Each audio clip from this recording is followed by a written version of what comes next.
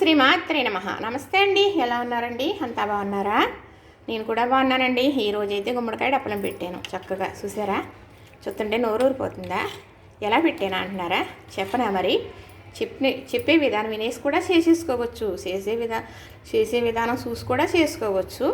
మరి నేను చెబుతున్నాను, అలాగే చేసుకుందరు. కానీ మరి ఒకరొకలా చేస్తారు, ఒకరొకలా చేస్తారు. ఒకరు కొన్ని రకాలు వేస్తారు, ఒకరు కొన్ని రకాలు వేయరు. నేను వేసేది ఎలాగో చెప్పేస్తాను. మరి నేను ఎలా చేసానో కూడా చెప్పేస్తాను. మరి మా వారు 1 కేజీ గుమ్మడికాయ తీసుకొచ్చారండి. చక్కగా మరి కడిగేసి కాయ ముక్కలు కట్ చేసేసానా, లోపల గింజలు తుక్కు తీసేసానా. మరి అలాగే ఒక ఉల్లిపాయ కట్ చేసుకున్నానండి. అలాగే ఇంతంత టమాటాలు 2 కట్ చేసుకున్నాను. 4 పచ్చిమిర్చి కట్ చేసుకున్నాను. మరి ఎక్కడ పెట్టుకున్నానా, గుప్పుడు కందిపప్పు వేసేసానండి. మట్టి పాత్రలో కడిగేసాను.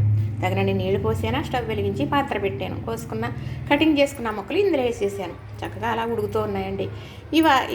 ఇలాగా నేను ఏం చేస్తానంటే మా వారికి టిఫిన్ ఏర్పాటు చేసుకుంటున్నాను. అవి ఉడికేటప్పుడు అంత బెల్లం కుదిలేనండి. గుమ్మడికాయ డప్పలం అంటేనే బెల్లం అయితేనే డప్పలం అంత బాగుంటుందన్నమాట. చక్కగా గుమ్మడికాయ డప్పలం పప్పు వండుకుంటారన్నమాట. ముద్దపప్పు డప్పలం అని పేరు అన్నమాట. మరి ఇదివరకు అనేవారు పప్పు డప్పలం ఎప్పుడు పెడతావో అని అడిగేవారు.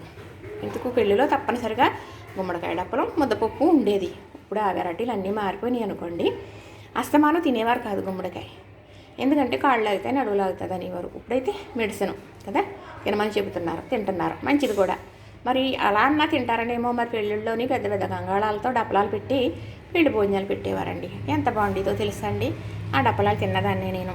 కానీ ఇప్పుడు ఇంట్లో చేసుకుంటున్నాం అనుకోండి, నేనైతే ఇలా పెడతానండి. చక్కగా ఆ బెల్లం ఉదిరిన తర్వాత ఉడుకుతూ ఉంది కదా, మధ్యలో ఈ స్టోరీ చెప్పేశాను కదా మీకు. కొంచెం చింతపండు రసం వేసానండి. ఒక చిటికెడు పసుపు వేసానా, సరిపడా ఉప్పు వేసానా. పులుసు మరిగిన తర్వాత తాలింపు వేసాను. తాలింపు ఏంటో అనుకుంటున్నారా? అయితే మినపప్పు శనగపప్పు వేయాలి.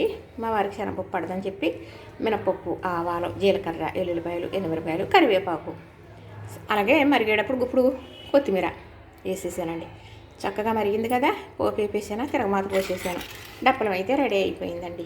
నేను మరి కందిపప్పు వేరేగా ముద్దపప్పు వండలేదు, ఎందుకంటే ఇందులో వేసేసానండి. ఇందులో వేసి పప్పు వండుతాను చూసారు, ఆ డప్పలం రుచి చాలా బాగుంటుంది అనమాట. అది వేరే రుచి. నేను ఇప్పుడు ఇలా చేస్తానన్నమాట. ఇంక వేరేగా పప్పు వండను.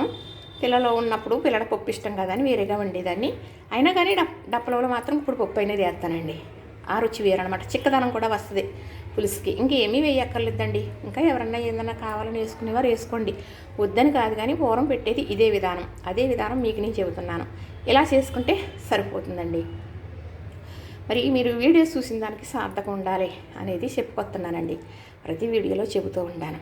ఎవరి వీడియో చూసినప్పటికీ కూడా మీరు దానికి 100కు 100 పాళ్ళు న్యాయం జరగాలి అంటే మీకు న్యాయం జరగాలి. చూసినందుకు, చేసినందుకు మా అందరికీ, వీడియోలు పెట్టే వాళ్ళందరికీ న్యాయం జరగాలి అంటే ఏం చేయాలి?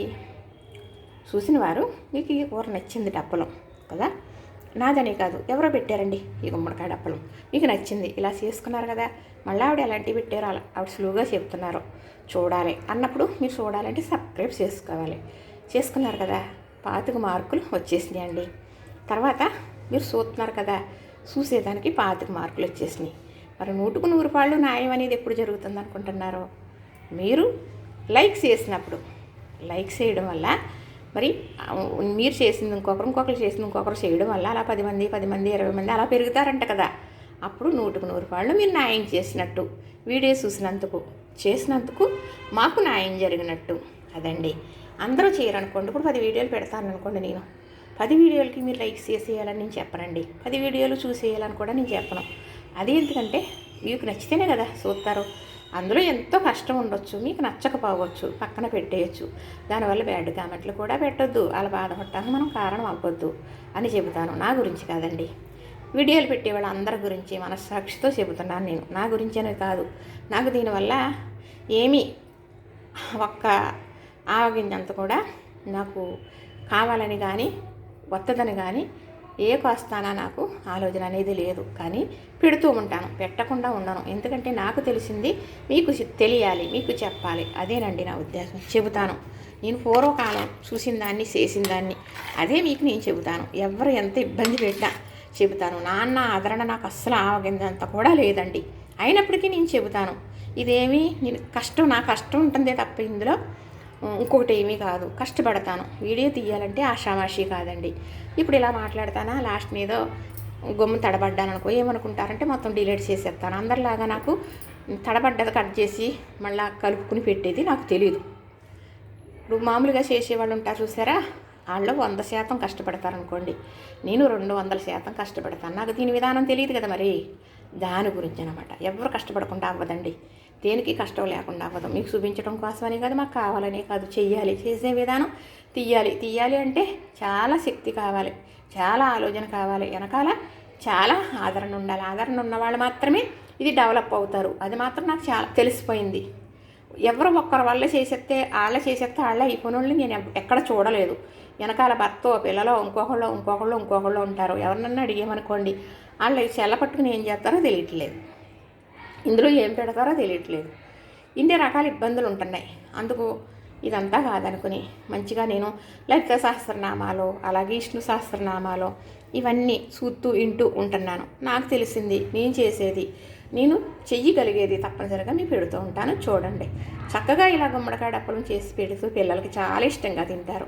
ఎందుకంటే సాంబార్ ఇష్టపడతారు కదా, అలానే గుమ్మడికాయ డప్పలం కూడా.